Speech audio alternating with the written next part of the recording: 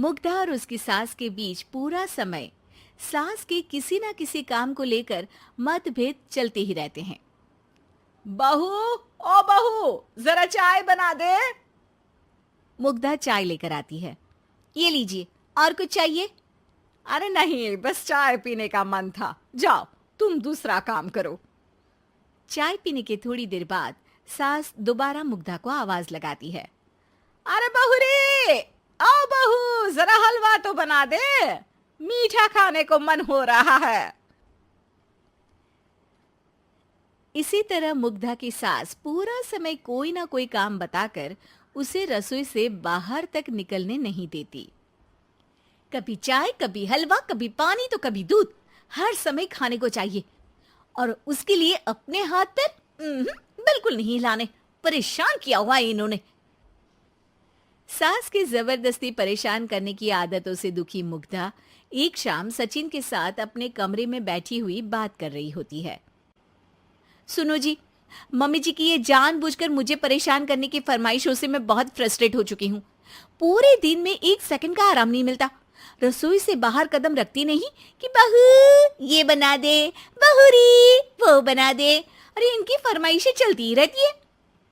अरे मुग्धा, माँ खाने की शौकीन है, पर उम्र हो चली है, खुद खाना नहीं बना सकती, इसलिए तुमसे बोलती है। अरे तो शौक भी उम्र देख कर रखने चाहिए ना। समझ में नहीं आता, हर समय फेविकॉल का जोड़ लगाए सोफे से चिपके बैठी रहती है। इतना सब डाइजेस्ट कैसे हो जाता है उन्हें? अरे तुम मेरी माँ से इतनी नफरत कैसे कर सकती हो? मैं उनसे नफरत नहीं करती जी, बस परेशान हूँ। जहां मुग्धा अपने पति से ये सब बोल रही होती है, वहीं उसकी सास भी कमरे के बाहर दरवाजे से कान लगाए सारी बातें सुन रही होती है और अगली दोपहर रसोई में मुग्धा के पास जाती है। बहू, आज ना मेरा कुछ मसालेदार खाने का मन है। तो चाय बना दो, मुझे बहुत पसंद है। अरे ना, ऐसा कर लिट्टी चोखा बना ले। और हाँ, जितना मसाला बातों में मिलाकर पति को सुनाती हो ना, सब्जी में भी वैसे ही डाला करो, खाना स्वादिष्ट बनेगा। सास की बात सुनकर मुग्धा हैरान रह जाती है। मतलब अब पूरा समय मुझ पर हुक्म चलाने के साथ बंद कमरे में हुई पति पत्नी की बीच की बातें भी सुनती है? अरे बात जब मेरी थी तो सुनने में क्या दिक्कत है? ये कहकर सास वहां से चली जाती है। अरे अब तो हद पार हो गई, इस तरह से तो ये मेरा जीना मुश्किल कर देंगी।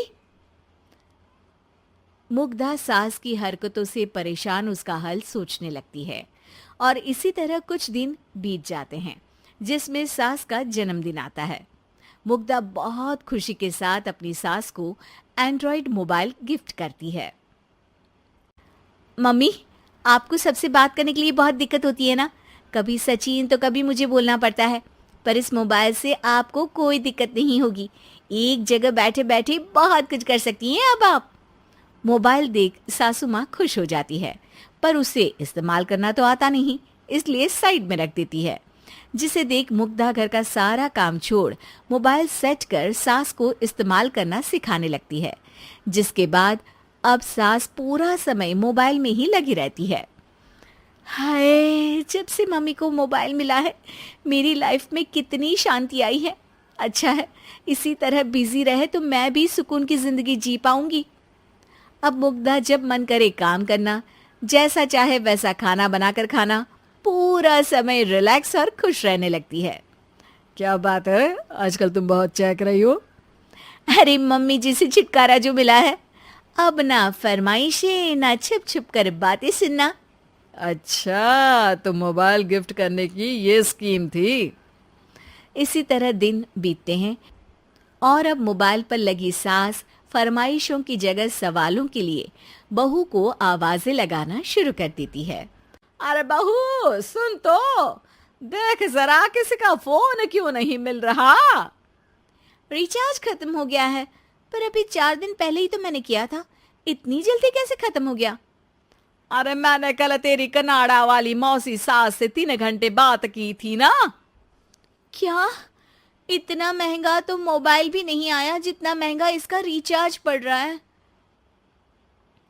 इसके बाद तो जैसे मुग्धा के दिन के 24 घंटे में से 20 घंटे सास के पास उनके मोबाइल रिलेटेड प्रॉब्लम सॉल्व करने की ड्यूटी ही बन जाती है। अरे मुग्धा, ये मोबाइल में अचानक तेरी मौसी सास की शक्ल क्यों दिखने लगी? और ये तो हिल भी रही है। मम्मी, ये गूगल डुओ का वीडियो कॉल है। इसमें आप बात करने के साथ एक दूसरे की शक्ल भी देख सकती हो। अच्छा, ये तूने मुझे पहले क्यों नहीं बताया? अब बताने के लिए पहले नहीं बताया। इसी बीच सचिन भी वहां आ जाता है और सास अपनी वीडियो कॉल में बिजी हो जाती है। क्यों, सास बहू में क्या गपशप चल रही है? इसे गपशप नहीं, दिमाग का दही होना बोलते हैं। पर तुम तो मम्मी को मोबाइल देकर बहुत खुश थी, फिर क्या हुआ? हाँ, उसका सुकून भी कुछ ही दिन मिला। अब घर के टंटे खत्म हुए तो मोबाइल की टिंग टिंग शुरू हो गई। देखो भाई, कुछ पाने के लिए कुछ खोना तो पड़ता है। आखिर तुमने मोबाइल अपने फायदे के लिए ही तो दिया है, तो फिर सवालों के जवाब भी देने पड़ेंगे, क्योंकि जब तक उनके हाथ में ये फुंथरू रहेगा, तुम्हारी लाइफ में प्राइवेसी और सुकून रहेंगे। कहने का मतलब है अगर इससे प्यार बढ़े तो दाग अच्छे हैं।